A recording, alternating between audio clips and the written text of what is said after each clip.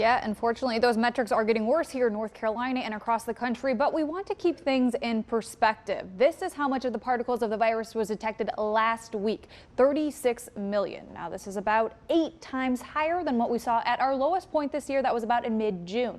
But backtracking further, it's still about triple the amount of virus detected than this time last year. But the good news is here, as of right now, it doesn't seem like these cases are becoming as severe, but it's still causing many to worry.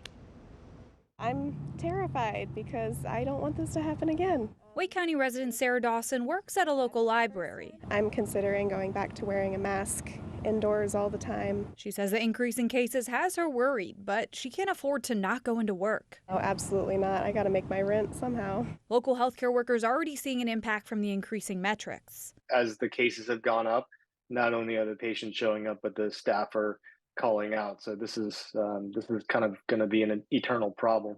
The number of new patients hospitalized for COVID-19 in the state increased for the 8th week. While rising, the number still is significantly lower than the state reported last fall and winter. For the most part, the hospitalized patients fortunately have not been so sick as to need intensive care like was sadly much more common in 2020 and 2021. However, doctors say they do expect cases to climb as immunity wanes. We are just bracing for a rough respiratory season coming up.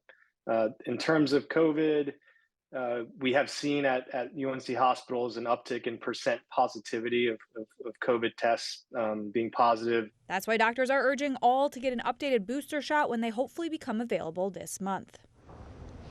We also do have a few new strains of the virus, but doctors tell me they are still confident the new vaccine will be effective against them. And you know, Dr. Park told me nothing has changed, and the same steps of protections that health officials have urged the last 3 years remain true and are still needed to protect you and others.